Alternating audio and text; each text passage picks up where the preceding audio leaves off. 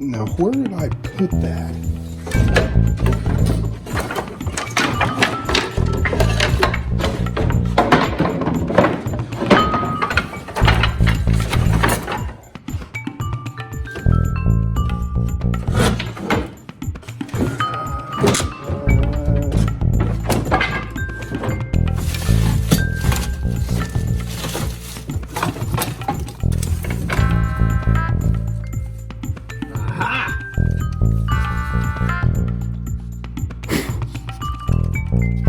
Found him.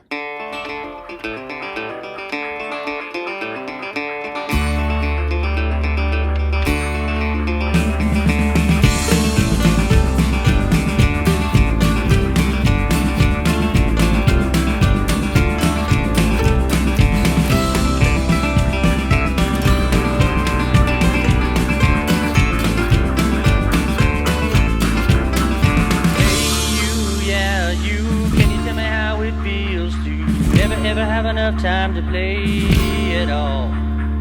You know everybody wants to walk in someone else's shoes. Everyone's forgotten who they are.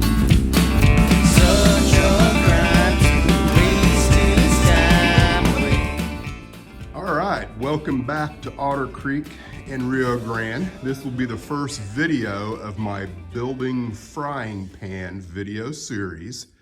So if you've kept up with what's been going on, you kind of have an idea of what I'm up against here. So I've got all of the elements that I need to begin track work. I've got all of the turnouts are built. I've got the turntable ready to figure out where it's gonna go. It's gonna go here somewhere, and I'm ready to get started. Now, frying pan is gonna be the most complicated part of my railroad. And it will for sure be the most complicated bit of model railroading I've ever done. There's lots of elements coming together here, and figuring out how it's all gonna work and come together is gonna be a bit of a challenge. If you're new to the channel, this area back here where you've got that sweeping curve, that is planned to be a lift up section with scenic on it.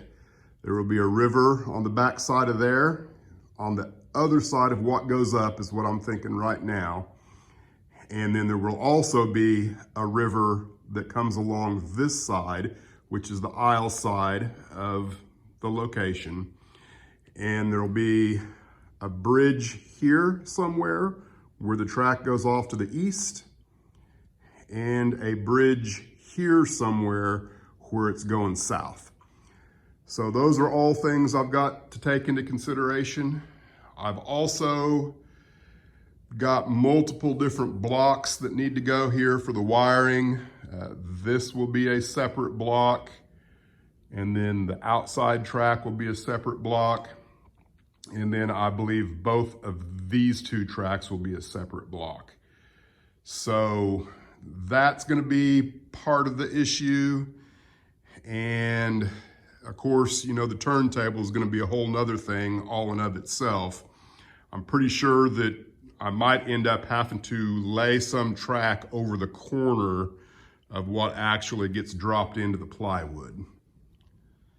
Now, if you've watched the previous layout updates, you know that I had some issues getting track. I do have track now. Unfortunately, it's 13 degrees today.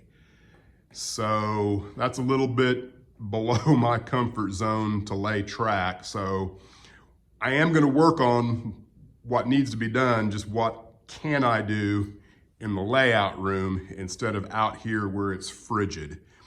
And so I got a couple things I'm gonna concentrate on. One is this crossover right here.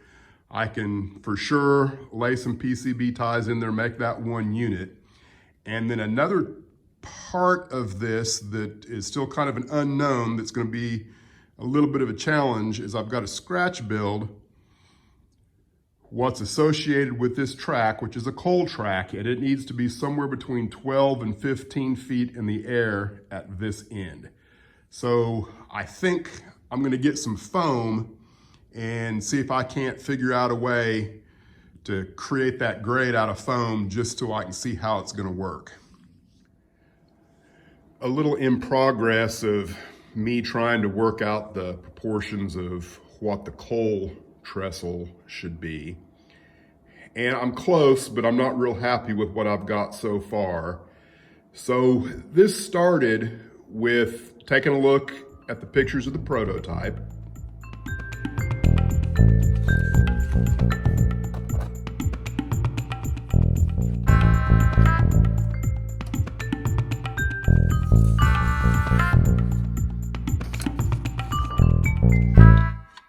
Here's one of the pictures that I'm using, and you know, a lot can be gleaned out of this, but it's really kind of difficult to get an exact measurement because there's really nothing, there's no known measurement of anything close enough to it that you can accurately come up with the height.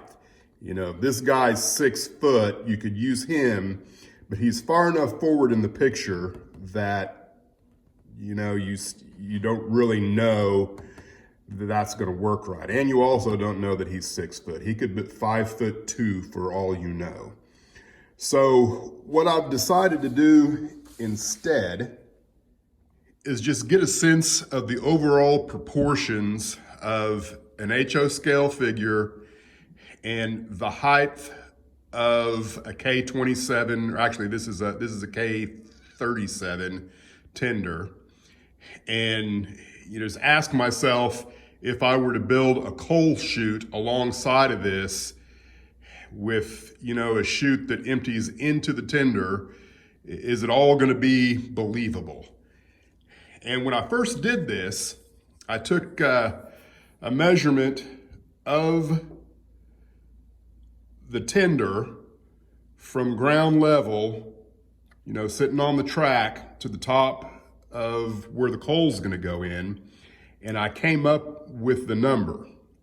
And I used this ruler, which I just recently got this thing because my other one is in the van down by the river that I use for my mock-ups. And I got it primarily so that I would have one in each location, and then this is not shiny. So regardless of where the light is, you can actually read it. That's one thing that I hate about my stainless steel one, is you have to have it in the right light to be able to read it. What I didn't realize is that it was going to come with this extra bit on the end, which I don't like at all. And when I first glanced at it, I thought, okay, well, there's a foot there that you have to add on to your length here. And I was wrong by 2 foot.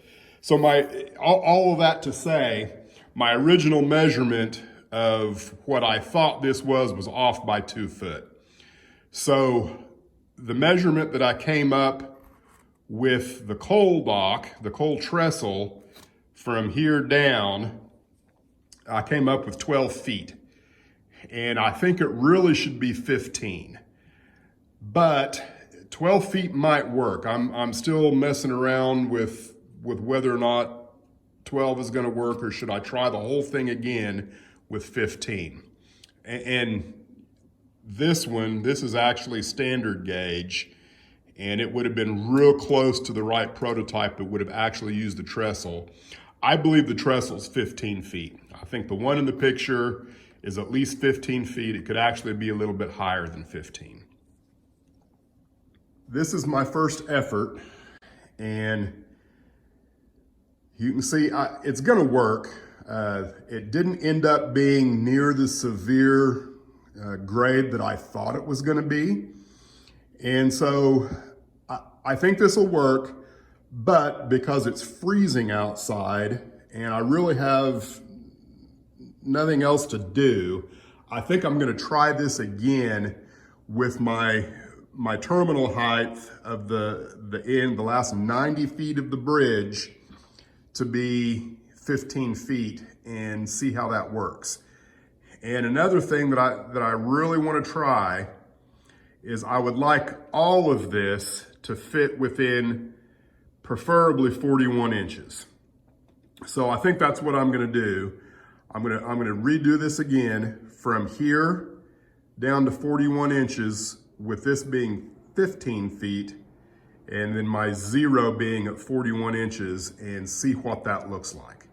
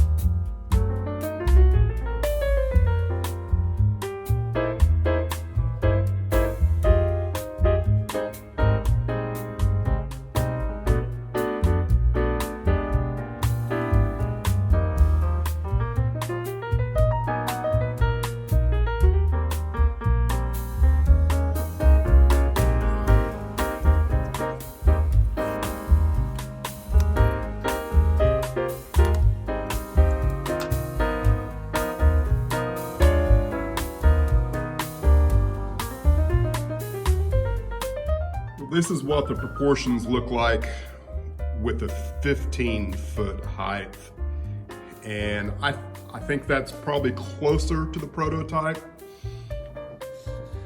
Now, I've looked at this picture and I've tried to do some math in here where if this is 13 feet to this corner right here, and it's really hard to tell exactly where the ground is to know, you know, exactly how to measure, but I took that measurement and then applied it from here up to here, and I came up with 22.75 feet. So I think it's likely that this is 20 feet. That's kind of what I think is probably the reality, is that's 20 feet in the air. I think 15 feet in the air will work for me and my purposes here. So I just got to figure out the grade and kind of determine how I'm actually going to build all of it. You can see the fruits of my labors here, which wasn't much. I just cut some foam on the Proxen thermal cutter, and this is what I've come up with. I think that I can make that work. It's just a matter of actually building it. But before I go too much further with it, I think I do want to hook up some electricity down to that end, get some DCC going, and go ahead and see if one of my Blackstones can push 3 cars up to here. That's for a different day. It's warmed up to a balmy 14 degrees, and I'm through doing anything in here. Speaking of the Proxen Thermocut, this is a really nice tool. I've had it for a while, and this is the first project that I've actually made use of it on. And I'm real happy with the way it works. It cuts foam really nice, and I highly recommend it if you're gonna do anything with foam.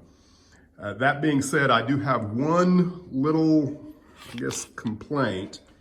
And I don't know if it's just this particular machine or if they're all this way, but your fence is so loosey-goosey on here that, you know, if you're ripping anything, so to speak,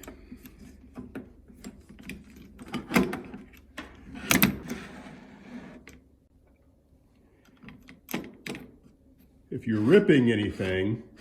you put any positive pressure going this way with what you're making use of, this just wants to ride along with it. And, you know, it's not any big a deal if you're cutting something short, but if it's long enough that you got to keep going with it, it just slides right off. And I don't know what I did, I just took this and kind of clamped it, and that seemed to work, but I don't know. It is a pretty cool machine though.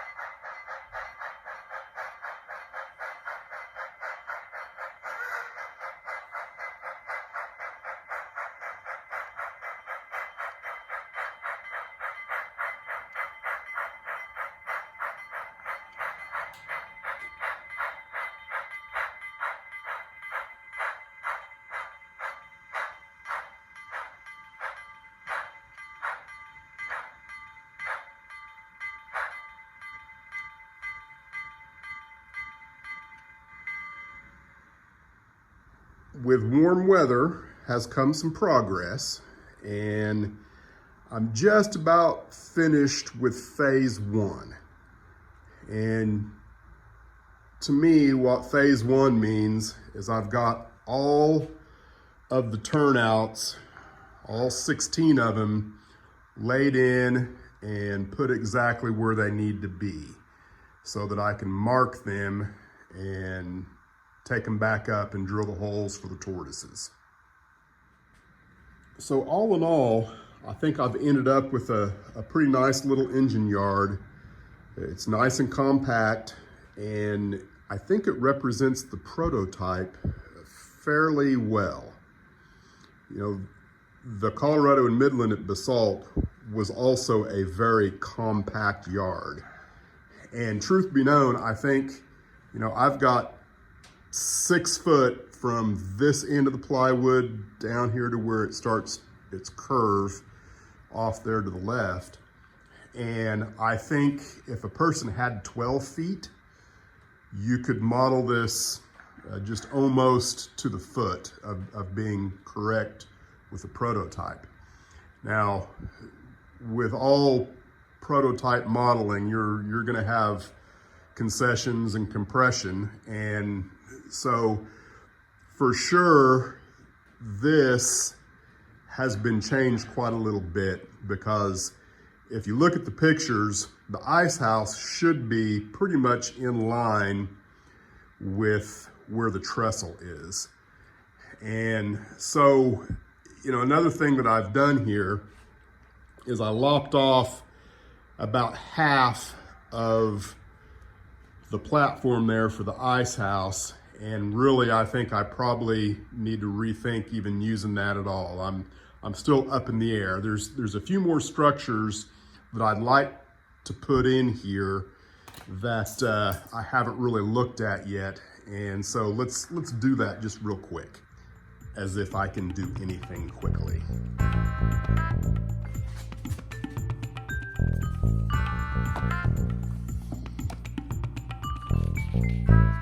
So this picture here is a really good representation of how compact everything is. You've got the hotel, the station house, the engine house, and then right here, if you look real close, you can see the 2 cupolas on top of the ice house. And looking at Google Earth on what I can kind of determine it still exists today, you know, the hotel and the station are still there. but it looks to me like it's somewhere between 1,000 and 1,200 feet from here down to the other end where the water tower is. So that's not a lot of room, and you can see, you know, how much of that all existed in, you know, probably, you know, I don't know, probably 800 feet or so from here to there. Now the picture that, to me, there's two of them that really do a good job of kind of showing me what I'm trying to do here. And this one shows the engine house, and it's probably the best view of the engine house. And you can see it's got this little add-on here that I think I've got this wrong.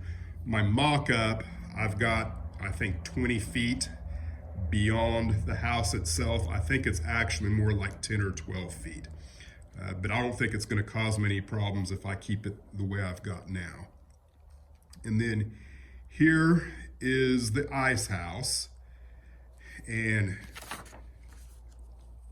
we actually put these two photos, kind of get them in the same shot together. So here you can see the hotel, and then of course you've got the trestle, and the trestle starts at about where the engine house is, and I've done the same thing. And then you can see the chutes for what's on the engine side, the engine yard side of that trestle. It looks to me like there's 8 chutes. And I believe that there is room for 3 30-foot cars up there. I've decided I don't have that much room. I'm gonna go for 2 cars.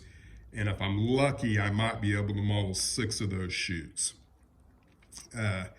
So, you know, I guess all this to say is that I'm really thinking of maybe going ahead and getting rid of the idea of using the fine scale miniatures ice house and actually trying to come up with the dimensions of this ice house and see how it lays in here. Because you've got this building, which is right here, and then you can see there's a bunch of sacks right here. And I know I'm babbling, but you know, I love looking at these old black and white pictures because there's a story there. You know, what in the world is this car? You know, I haven't seen too many pictures of cars that look like this. You know, you've got a couple of cabooses down here. You've got this all by its lonesome here. You know, I just love looking at these. And so what are all these sacks, if that's what I'm actually looking at? You know, so I need to do some research on what would be incoming to an ice house that maybe they stacked up on the outside. The only thing I can come up with is maybe salt, because, you know, if you use salt, I mean, no, that would be just the opposite. Salt would make it freeze at a lower temperature. So I don't know. Then you've got this structure, and this structure here, and it's kind of hard to tell, but this is that structure, and then this structure is right here in this picture, and then you've got a freight dock right here, which is this structure. And I think I might be able to sneak all 3 of those structures into my layout. So let's go back and kind of show how that would work with the physical layout.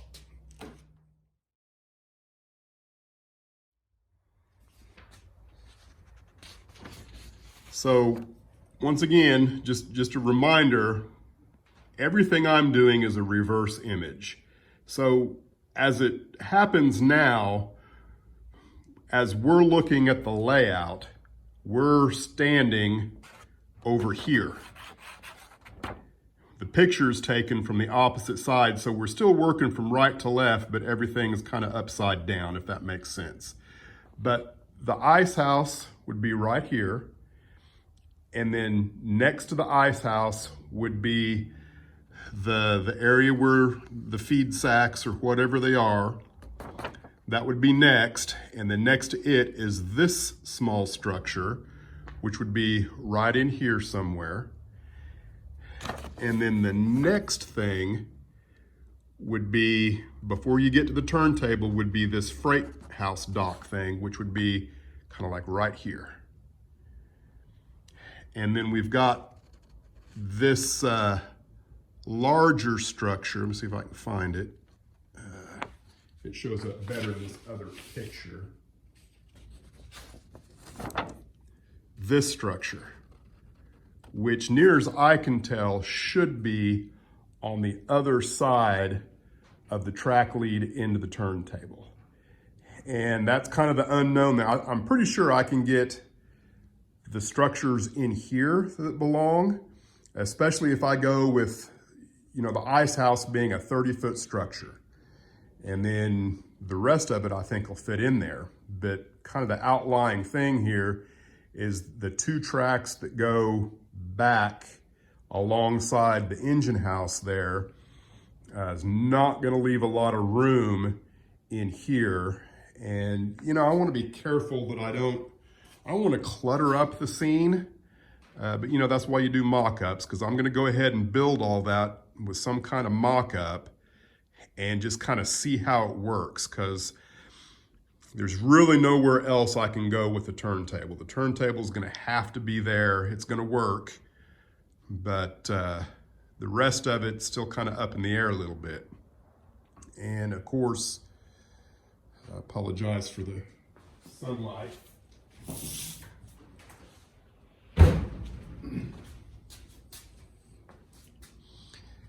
I'm completely out of track, so I can't really see how the track lays in here. I mean, I've put some in there to make sure it's gonna fit. It's gonna fit, but the coal trestle will be a scratch build, and I'm still kind of mulling around in my head how I'm gonna do all that. I'm gonna try and look at some prototype stuff online and actually kind of build it like it would have been built, which is gonna be fun and a challenge. And I would also like to build it on top of something, maybe that can sit down into the cork. Like maybe, I don't know, I'm thinking putting it all on a piece of masonite and then milling out the cork and then having the masonite sit into the cork. I don't know, I'm thinking out loud and babbling, but I'm really liking the way this is looking so far. So all that conversation of me talking is just seeing how my process works. So now all I need to do is go in and mark all of the turnouts and then drill the holes and then go back and kind of start making things a little more permanent. And that will be maybe next weekend, because I've run out of time this weekend, and because, you know, it's still cold out here even though it's a nice day. I'm not working in the morning, so I'm gonna shut up because you guys have got to be tired of listening to me. Thanks for watching Otter Creek and Rio Grande.